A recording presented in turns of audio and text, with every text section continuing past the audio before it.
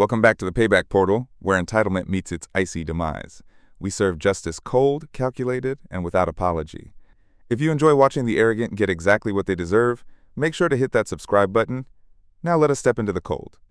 It was one of those winter days that makes you question why human beings ever decided to settle anywhere north of the equator.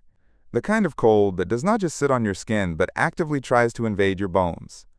We are talking about a deep, resonant freeze. 8 inches of snow had fallen the previous night, blanketing the entire city in a deceptive, white silence. But the snow was not the real problem. The real enemy was the wind chill.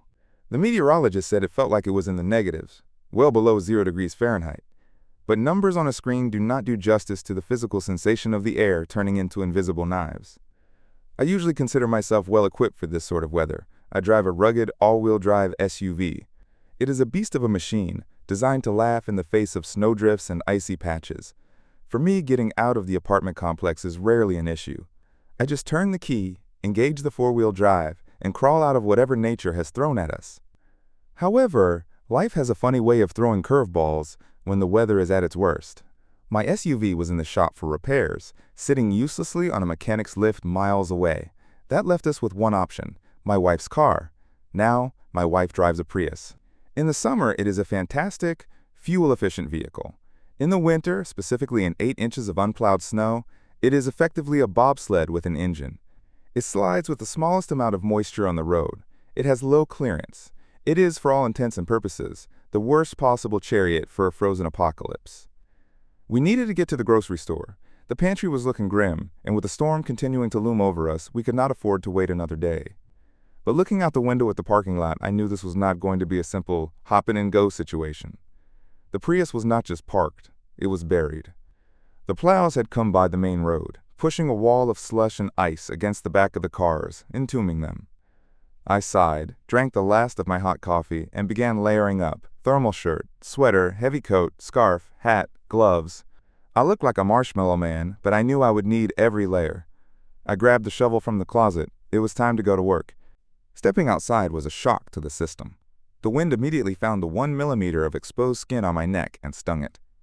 I marched over to the Prius, which looked more like a shapeless white mound than a vehicle. I started digging. This was not light, fluffy, holiday movie snow. This was heavy, wet, dense-packing snow, the kind that causes heart attacks. I started at the back, clearing the exhaust pipe so we would not die of carbon monoxide poisoning. Then I moved to the wheels. I had to chip away at the ice dam the plows had created. It was grueling, back-breaking labor. My breath came out in thick white plumes of steam. I spent 45 minutes out there, 45 minutes of lifting, twisting, and throwing heavy white sludge. My shoulders burned, my lower back throbbed. I could feel the sweat accumulating under my layers, which is a dangerous thing in freezing weather, as it starts to chill you from the inside out. But I was determined. I cleared the windshield, the roof, and the hood. But most importantly, I cleared the spot itself. I shoveled a pristine, wide rectangle of asphalt. I scraped it down to the blacktop, chipping away the hard-packed ice, until it was safe for the Prius's low-traction tires to grip. I even cleared a little runway leading out into the main lane, so my wife would not get stuck the moment she put it in reverse. I stood back and admired my work. It was a masterpiece of snow removal. In a parking lot filled with half-buried cars and treacherous ice patches, my spot was an oasis of cleanliness. It was a beacon of hard work. I ran back inside, shaking the snow off my boots, my face red and stinging from the cold. "It is done," I told my wife, panting slightly. "Let's go before the roads get worse." We bundled up, got into the car, and gingerly navigated our way out of the complex. The drive to the store was white-knuckled tension. The Prius slid around corners, the traction control light blinking furiously on the dashboard, like a disco strobe. Every time we stopped at a red light, I prayed the tires would find purchase when it turned green. But we made it. We got our milk, our bread, and our supplies. We were gone for maybe an hour, maximum.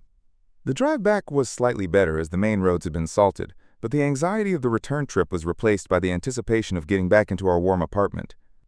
All I wanted to do was park the car in the spot I had painstakingly cleared, strip off these heavy clothes, and sit in front of a heater. We turned into our apartment complex. My wife navigated the ruts of the unplowed driveway. We rounded the corner to our building, and there it was. My heart dropped into my stomach and then immediately bounced back up as a fireball of pure rage. A car was parked in my spot. Not just any car. It was a sedan that I recognized. It belonged to a neighbor 2 doors down, a guy the first had never really spoken to, but who walked with an air of unearned confidence. He had pulled into the spot I had spent 45 minutes clearing. Now, let me clarify the rules of engagement here. Our apartment complex does not have assigned parking. Technically, legally, it is a free-for-all. In the summer, it is first come, first served, and nobody cares. But in the winter, civilization operates on a different set of laws. The unwritten code of the North states clearly, if you break your back shoveling a spot, that spot is yours until the snow melts. You earned that blacktop with your sweat and pain. To take a spot that someone else shoveled is not just rude, it is a declaration of war, it is a theft of labor. He had not even tried to park in a snowy spot. There were plenty of empty spaces nearby, but they were covered in 8 inches of snow. He could have parked there. He could have shoveled his own spot. But no. He saw the pristine black rectangle I had carved out of the tundra, and he thought, that looks convenient. My wife stopped the car. She looked at me. She saw the vein bulging in my forehead. Do not do anything crazy, she said, her voice soft. She knows me. She knows that I have a very low tolerance for injustice. He took the spot, I whispered, my voice trembling with suppressed fury. I shoveled that. Me. My back hurts because of that spot. We had to park 3 buildings away, in a semi-cleared spot that still required me to get out and kick snow away from the tires, so the Prius would not get high-centered. We hauled the groceries through the freezing wind, trudging past my spot. As we walked past, I looked at his car. He had parked crookedly, too. Just add insult to injury. The entitlement radiated off the vehicle. I could almost hear the car mocking me. I glanced up at the neighbor's window. The lights were on. He was probably inside, warm and cozy, drinking cocoa, completely oblivious to the fact that he had violated the sacred covenant of winter parking. I carried the groceries inside and put them away in silence. My wife tried to make conversation, but I was distracted. I was stewing. I was marinating in my own spite. The more I thought about it, the angrier I got. It wasn't just about the parking spot. It was about the principle. It was about the lack of respect for another human being's labor. It was about the sheer laziness of taking the easy path at someone else's expense. I knew I could not let this slide. If I did, I would be enabling this behavior. He would do it again. He would think the world exists to serve him. I had a moral obligation to teach him a lesson. I looked at the kitchen sink. I looked at the empty gallon jugs we kept for recycling. An idea began to form. A cold, wicked, beautiful idea. I waited until the complex was quiet. The wind was howling outside, masking any noise I might make. I took 2 empty gallon jugs and placed them in the sink. I turned on the tap. The water flowed, filling the jugs with the weapon of my choice. This was not vandalism. I want to be very clear about that. I was not keying his car. I was not slashing his tires. I was not breaking his windows. I was simply applying the elements of nature to his vehicle. I was giving him a gift of water. Pure, clean water. I capped the jugs. I put my boots back on. I put on my coat, my hat, and my gloves. I felt like a ninja of the frozen wastes. Where are you going? My wife asked from the living room. Just taking out the trash. I lied. She probably knew I was up to something, but she chose not to press. She knew the neighbor deserved it. I stepped out into the biting cold. The temperature had dropped even further. It was bone-chillingly cold. Perfect. I walked over to his car. It sat there in my spot, smug and self-satisfied. I unscrewed the cap of the first gallon jug. I started with the windshield. I poured the water slowly, ensuring an even coating. The moment the water hit the freezing glass, the physics of the situation took over. The ambient temperature was so low that the water didn't just run off. It began to bond with the glass instantly. It started to freeze. I poured the second gallon. I covered the wipers. I let it seep into the little crevices where the wipers attached to the arm. I poured it over the side mirrors. I poured it over the door handles. Then I went back inside. I refilled the jugs. I went back out. Rinse and repeat. I did this 5 times, 10 gallons of water in total. By the 3rd trip, I could see the masterpiece taking shape. The car was no longer just a car. It was an ice sculpture. The windshield was covered in a sheet of ice so thick and distorted it looked like a funhouse mirror. The door handles were encased in smooth, clear glaciers. The wipers were buried under layers of frozen laminate. Because it was so cold, the water froze almost as fast as I could pour it. It layered up, thicker and thicker. It was distinct from normal freezing rain. Freezing rain is bumpy and aerated. This was poured water. It froze clear and hard, like the ice on a skating rink. It was solid. It was heavy. As I poured the last gallon, I felt a deep sense of catharsis. My anger had flowed out of me with the water and frozen onto his car. I was no longer mad. I was satisfied. I had restored balance to the universe. I walked back inside, my hands numb but my spirit soaring. "Did you take out the trash?" my wife asked. "Yes," I said. "It is taken care of." I slept like a baby that night. The wind howled outside, but I found it comforting.